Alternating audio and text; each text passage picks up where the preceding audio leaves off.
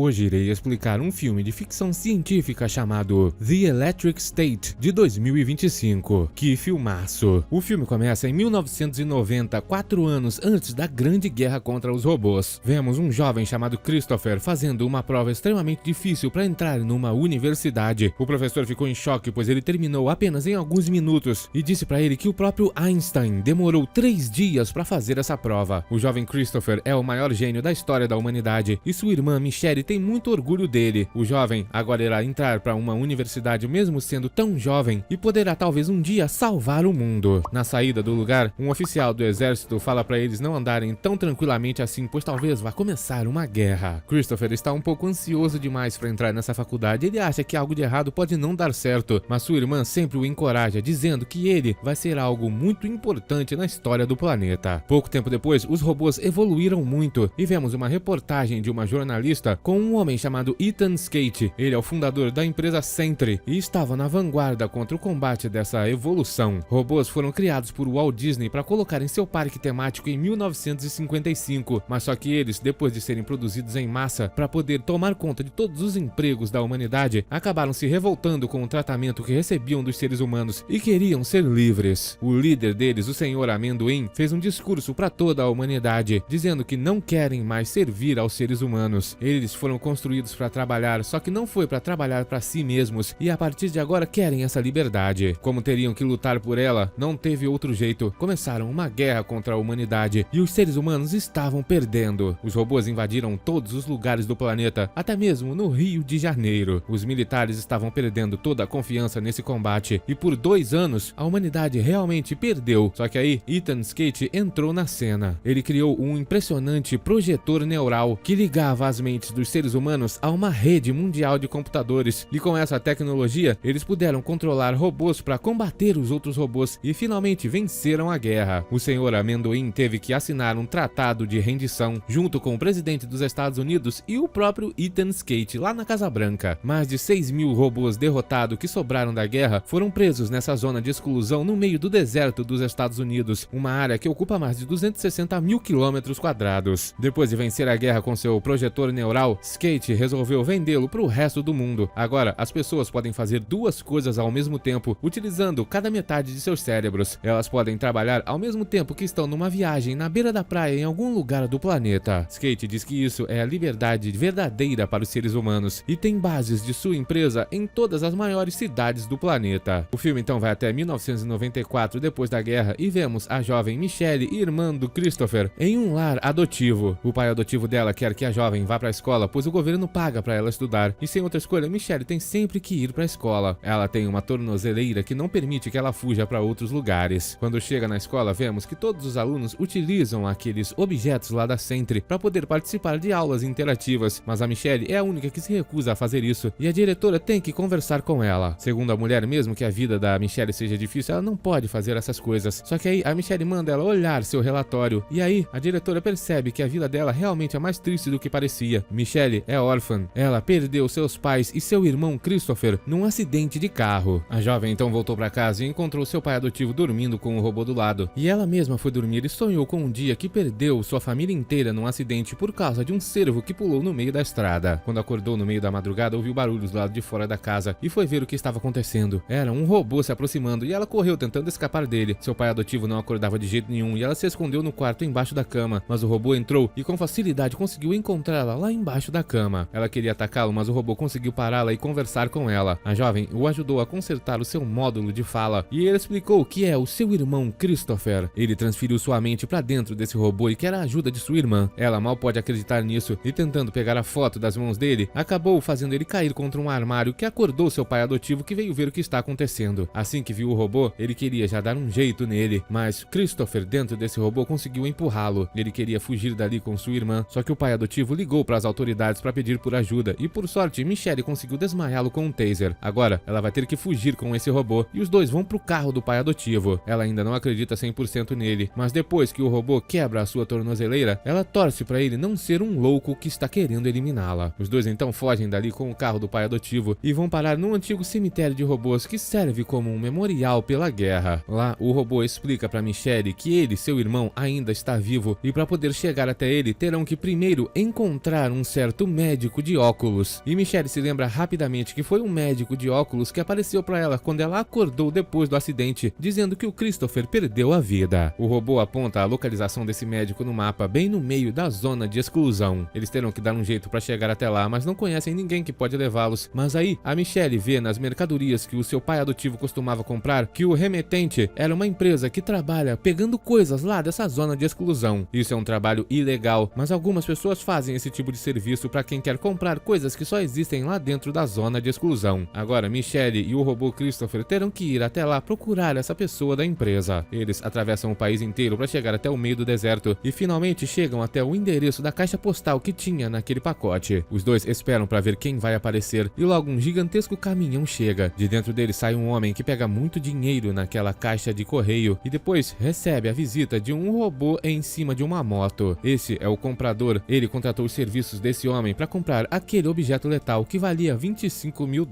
Só que na hora de ir embora, ele resolveu eliminar o próprio vendedor para ficar com todas as suas coisas. Por sorte, o vendedor conseguiu distraí-lo e acertá-lo com uma rajada de energia elétrica que destruiu esse robô. Acontece que o vendedor tinha um robô de verdade com ele em seu caminhão. Os dois são amigos e depois de pegarem o robô avatar desse homem junto de sua moto, foram embora com o caminhão, sem saber que Michelle e Christopher entraram lá dentro. Ao mesmo tempo, um certo homem com seu avatar de robô encontraram o carro que eles utilizaram. Esse é um famoso caçador de robôs que ficou conhecido durante a guerra, pois tem um recorde de mais robôs eliminados. Ele trabalha para o governo e está atrás da Michelle. Dentro da caçamba do caminhão, eles chegaram até o esconderijo secreto daquele homem. Ele entrou com seu robô para colocar as coisas novas lá no estoque e vender depois, mas aí perceberam que um de seus equipamentos começou a mexer. Era a Michelle e o Christopher, e eles foram encontrados pelo homem e seu robô. Esse homem se chama Kit e costumava ser um soldado na guerra contra os robôs, e o seu robô se chama Herm. Como não tem outra escolha, Michelle diz que precisa entrar na zona de exclusão para encontrar um médico de óculos e quer a ajuda dele, só que o homem não quer fazer isso, até que de repente alguém chega no esconderijo. Esse é o caçador de robôs. Kit e Michelle tentam fingir que são irmãos e não devem nada à justiça, mas o homem já sabe quem ela é e vai levá-la junto de seu robô. O Kit por acaso será preso, pois ele já quebrou a lei diversas vezes. Como não tem outra escolha, eles têm que começar um embate contra esse caçador de robôs e utilizam uma espécie de gancho de um guindaste para prender o avatar robótico dele e conseguir escapar dali. Como não tem mais outra escolha, pois agora está sendo perseguido pela justiça e perdeu o seu método de sobrevivência, Kit vai ter que ir junto da Michelle para a zona de exclusão. Ele, entretanto, pega um gigantesco avatar robótico para o seu próprio robô Herm, e com ele, o robô carrega todo mundo dentro daquela van pelo deserto, e eles chegam até um gigantesco shopping center. Eles querem entrar para ver se tem alimentos lá dentro, e de repente são atacados por robôs. Eles conseguem capturar todo mundo e vão levá-los lá para dentro desse gigantesco shopping para conhecer o líder deles. Assim que chegam lá, Michelle e Kit ficam em choque. O líder desses robôs é o próprio Senhor Amendoim. Ali é a base secreta deles, onde os robôs podem viver livres, longe da humanidade. Ao mesmo tempo, lá na Sentry, Skate não conseguia nem mesmo ter uma reunião holográfica com sua falecida mãe. O sistema está dando defeito e seus cientistas-chefes não conseguem dizer o que está acontecendo. Parece que existe uma fuga de dados da empresa e a capacidade dos servidores está caindo cada vez mais. Em apenas 3 dias, a empresa não suportará mais os serviços que fornecem para o mundo inteiro e eles vão quebrar. Skate entende que vai precisar de seu antigo cientista-chefe para dar um jeito nessa situação. Ele então manda um e-mail para o próprio caçador de robôs. O homem quer contratar seus serviços, pois precisa de um certo robô que fugiu ali de sua empresa e também quer encontrar seu antigo cientista. O caçador então vai voltar atrás da Michelle, pois o robô que fugiu da Sentry foi o próprio robô que tá com a mente do Christopher. Lá na central dos robôs, no meio da zona de exclusão, o Senhor Amendoim falou que tudo que eles querem é a liberdade, e a Michelle falou que precisa da ajuda dele para encontrar o tal médico de óculos que está morando ali na zona de exclusão. O robô não quer fazer isso à primeira vista, e a Michelle já quer ir embora daquele lugar no meio da noite, mas ele avisa que se sair vai perder a vida por causa dos carniceiros que estão do lado de fora. Eles são robôs que já não têm mais sua mente funcionando e destroem tudo que se aproxima. Mesmo assim, Michelle quer sair e o Kit a convence a ficar, dizendo que ele vai tentar ajudá-la no dia seguinte. A jovem então foi passar um tempo com o robô de seu irmão e se lembrou de uma noite que ele voltou para casa no Natal, pois estava sofrendo muito na faculdade com todo mundo perturbando ele, e seu irmão o convenceu a voltar. Foi enquanto voltavam com os pais que todo mundo perdeu a vida. Ao lado do robô do Christopher, ele começa a transmitir os desenhos que assistia quando criança, e vendo que eles estavam se divertindo, todos os robôs se juntaram ali para observar. Até mesmo o Senhor Amendoim viu isso de longe. Na manhã seguinte, a robô carteira veio até os dois e entregou uma carta para o Christopher, dizendo que um Dr. Armhurst, que já apareceu nesse lugar no passado, pediu para entregar essa carta para alguém chamado Christopher, caso ele chegasse no futuro. Essa carta continha o endereço do doutor. Ele queria pagar por tudo que fez com o Christopher. Michelle e Kitts então pedem ajuda da robô carteira e do Senhor Amendoim para encontrar esse doutor, e eles concordam em ajudar, mas antes de ir, terão que pedir ajuda para esse robô técnico de beisebol, que é o maior especialista em combater os carniceiros lá fora. Todos então vão para o endereço do tal doutor, e quando chegam lá são cercados por diversos carniceiros. Eles começam um embate, mas por sorte correram para a entrada do lugar onde está o doutor, que permitiu que eles entrassem. Lá embaixo então ele contou toda a verdade para Michelle. O irmão dela não perdeu a vida naquele dia. O que aconteceu é que ele e o Skate descobriram que o Christopher seria a única salvação da humanidade. Nunca havia existido nenhum outro ser humano com um cérebro igual ao dele, e como o jovem estava em coma, eles o levaram para a sede da Sentry e o colocaram no centro de todos os computadores. Seu cérebro é o processador principal que roda toda a simulação da empresa. Sem ele, o lugar não funcionaria. Todos os avatares robóticos iriam parar de funcionar. Foi ele quem salvou a humanidade durante a guerra. E Michelle fica em choque. O médico teve a cara de pau de mentir para ela quando ela acordou no dia seguinte do acidente. Seu irmão ainda está vivo lá na base da Sentry e eles terão que ir até lá buscá-lo. O doutor não quer fazer isso, mas acaba aceitando como pagamento por ter feito tudo isso com o Christopher. Infelizmente, o caçador de robôs chegou. O Senhor Amendoim vai distraí-lo para que os outros possam fugir. Só que do lado de fora, outros avatares robóticos enviados pela Sentry chegaram e o embate começou. Eles destruíram vários desses robôs utilizando diversas técnicas diferentes, mas no final, o caçador de robôs removeu o chapéu do Senhor Amendoim, que por acaso era parafusado na cabeça, e foi pro lado de fora atrás deles. O pessoal da Sentry também enviou diversos robôs lá para o shopping para destruir todos que estão lá. O caçador de robôs encontrou o pessoal e o doutor veio distraí-lo para que a Michelle pudesse fugir com o Christopher. Só que utilizando um avatar, Skate eliminou o doutor. Ele não precisa dele, apenas do Christopher. Essa cena, entretanto, deixou o caçador em choque, questionando se o Skate é uma pessoa boa de verdade, e por causa disso, ele resolveu ajudar a Michelle, não permitindo que ela fosse levada. Christopher, entretanto, foi levado pela Sentry. Quando voltaram pro shopping, eles viram todos os robôs sem vida no chão e os que sobraram estavam completamente destruídos. Skate vai colocar o Christopher de volta ao lado de seu corpo original e mandar sua mente pro servidor. Quando faz isso, a empresa volta a trabalhar 100%. O caçador de robôs testemunhou toda essa cena. Michelle estava perdida, mas aí, junto do Kitts, eles resolveram ir até a central da Sentry e resgatar o irmão dela. Eles terão a ajuda de vários robôs, inclusive esse robô que tem todo o conhecimento da cabeça do doutor guardado em seu disco rígido. Ele sabe todas as senhas para invadir a central da Sentry, e com ele, eles tentarão invadir o lugar. Os robôs querem lutar, pois se tirarem Christopher do servidor, poderão viver livres sem a Sentry. Logo, eles chegam até a sede e começam a atacar o prédio. Skate manda todos os seus agentes começarem o ataque, e utilizando seus avatares, eles partem pro lado de fora enquanto Michelle entra com aquele robô. O combate é generalizado. Hermes está utilizando um gigantesco avatar robótico de construção para ajudar no combate, mas logo é destruído e tem que ficar com um segundo menor. Todos estão destruindo os avatares da Sentry, e vendo isso, o Skate resolveu fazer alguma coisa. Quando saiu da sala do servidor, Michelle e o robô conseguiram entrar. Ele espantou os cientistas com um machado e ela pôde se conectar ao lugar onde a mente de seu irmão está. O próprio Skate, nesse momento, utilizou o robô mais poderoso dele para começar a destruir todos os robôs inimigos. É muito triste vê-lo destruindo os pobres robôs, e o caçador chegou do lado de fora. Ele disse que não iria mais atacar os robôs, pois encontrou um ser humano que é muito pior do que eles e não sabia nem que isso poderia existir. Enquanto isso, Michelle estava na mente do Christopher e conseguiu se reencontrar com ele na antiga casa onde eles moravam. Ela quer removê-lo daquele lugar, mas o jovem explica que isso não será possível. Sem aquela máquina da Sentry, ele perderia a vida, e se ficar naquele lugar, a Sentry pode mantê-lo vivo por séculos, comandando toda a rede. Michelle não vai ter outra escolha. Ela tem que tirar a vida de seu irmão para poder salvar a todos. Não tem outro jeito. A jovem chora muito e não quer fazer isso, mas Christopher consegue convencê-la. Quando sai daquela simulação, ela desliga todos os aparelhos que estavam o mantendo vivo, e do lado de fora, Hermie lutava para defender a vida do Kitts e acabou tendo seu corpo destruído. Quando Christopher perdeu a vida, todos os avatares ao redor do mundo se desligaram junto com a rede da Sentry. Kitts estava todo triste achando que seu melhor amigo perdeu a vida, mas tinha um robozinho menor dentro daquele dele, ele ainda está vivo. Agora que o mundo não pode mais utilizar a rede neural da Sentry, Michelle gravou um vídeo para toda a humanidade, dizendo que a partir de agora, seres humanos podem voltar como eram antes e não existe mais necessidade de conflito contra os robôs. E depois desse discurso, vemos que aquele robô que estava com a mente do Christopher ainda está vivo e o filme acaba. Obrigado por assistir, até o próximo!